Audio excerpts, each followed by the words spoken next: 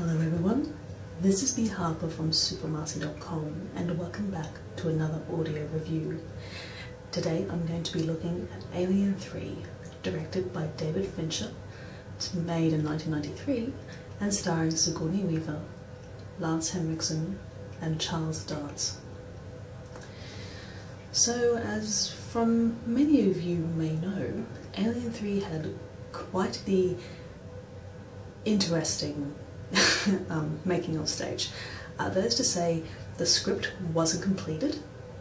David Fincher was basically writing every scene as he went, and the studio, in their infinite wisdom, decided to interfere with every single aspect of the filmmaking.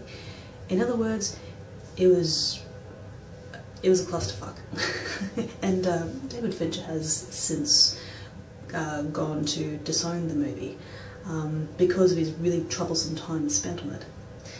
But that's a shame, because despite all these problems, and despite the fact that Alien 3 was a slap in the face to Aliens, and the first Alien movie for that matter, it is perhaps the most well-written out of the movies so far.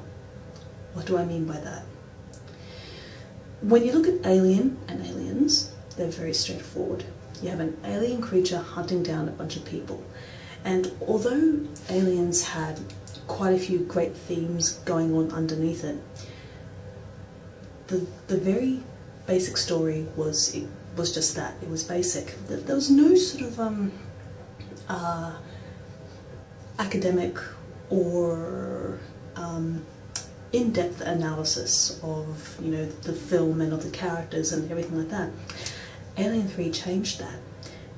Alien 3 is a story about grief, first and foremost. It's got the alien, it's got the survival situations, but at the fore, you have Ripley dealing with the deaths of two people she cares very much about.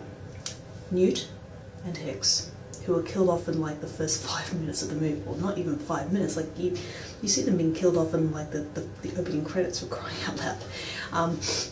So if you consider that this opening scene makes up for the rest of the movie, it makes the theme of the film prevalent. This isn't going to be a happy ending. This isn't going to be a time in which the heroes are victorious and all is right in the world.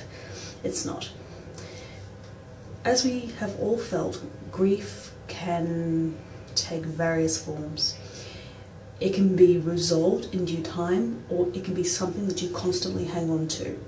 And even though you try to let it go, somehow it still stays with you, and it affects you deeply. So Ripley is stuck on a prison planet with a bunch of very fanatical, almost cultish religious prisoners. Now, these prisoners have taken on a very hyper-existential belief system. That is to say, they're very apocalyptic in their view.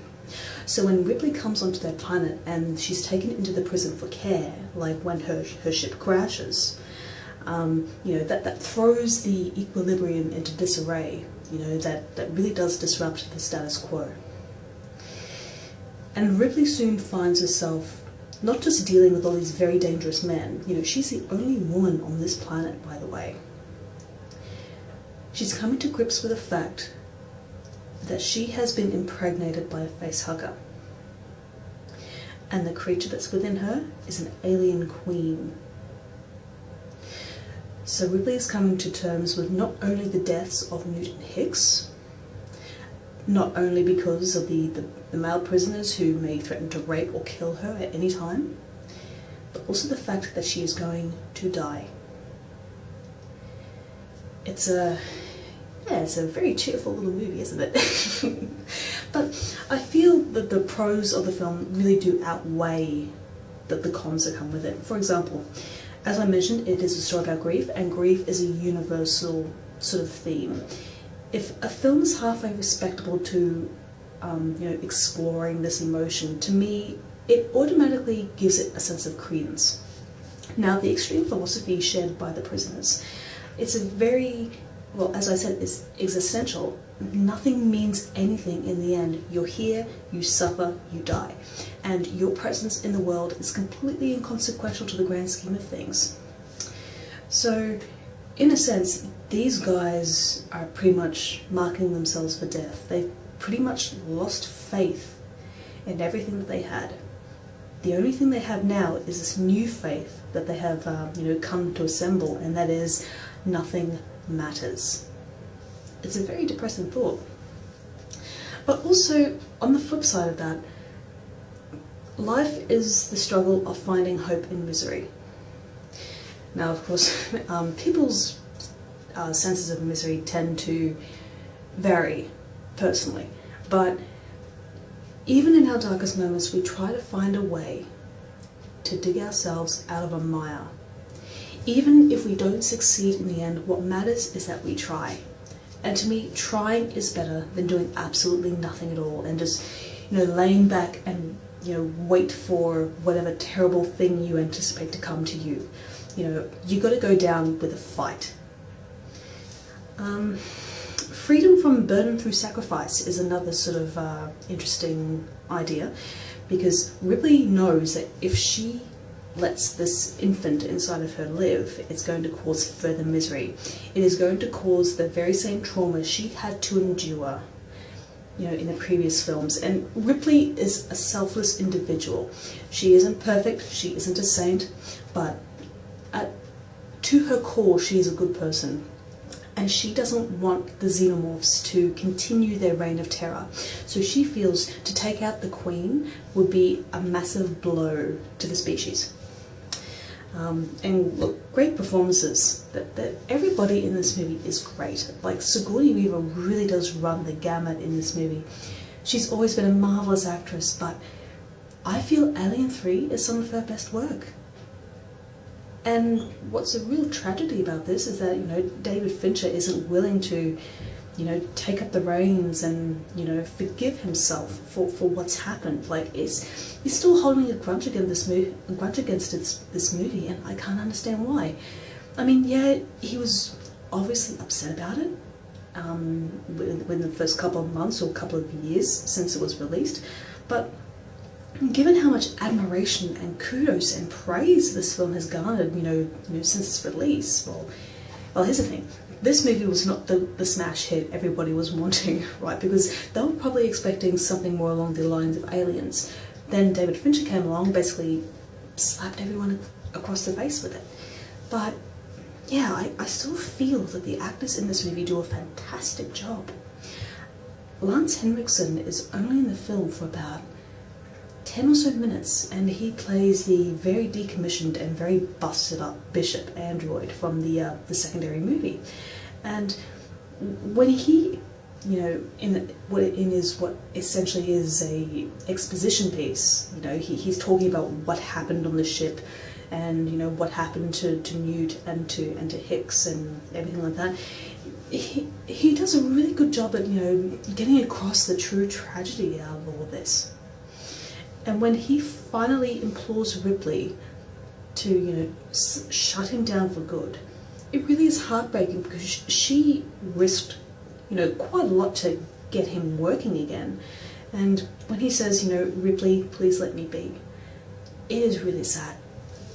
And Charles Dance, Tywin Lannister. Yeah, what's to say about Charles Dance that hasn't already been said? He's a phenomenal actor. And even though his role in this movie isn't like a marquee sort of thing, his character of Clemens is very mysterious. Like, he is a prisoner, which means he has done something very wrong in the past. But he isn't like the other men who are there. He actually basically tells his story to Ripley, and the two of them, they find a common ground with each other and they make love, and then he dies. He gets skull fucked by the alien. I mean, there you go. Don't have sex in alien movies, guys. And aesthetically speaking, the entire film looks amazing. It reminds me of the ninth circle of hell. Fire, sweat, gasoline, and just steam rising from everything. It's a very industrial place.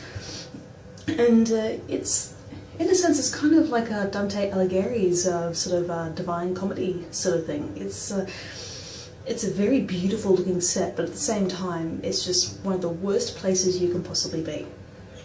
And the practical effects, finally. These were practical effects for the most part. Everybody says, oh, well, the alien is like all crappy CGI. Well, actually, the alien was a puppet. It was an animatronic puppet that could be moved by anybody. Well, when I say anybody, I mean like the visual effects crew. I personally think that was great because, you know, CGI was starting to become a little bit of a thing, like people were kind of exploring this mysterious technology. But the fact remains was that they still had a bunch of people physically create this creature to make it move, to make it ambulate, and to make it interact with the environment. Now, the cons in the movie, as I said, is a slap to the face of the fans. Was anybody expecting what happened in Alien 3? I sure as hell did. Now, the disorganised production does show in the film in terms of how it was rushed about and how, you know, very almost abruptly some scenes occur. Now, the director's, or rather assembly cut of Alien 3 is far more comprehensive, and if you can get your hands on it, please do. But it also, I felt this film should have been the final chapter of Ellen Ripley. Now, we know, like, the Alien series continued and, you know, with Alien Resurrection happening, but I feel that Alien 3 was a worthy ending chapter to Ripley's saga.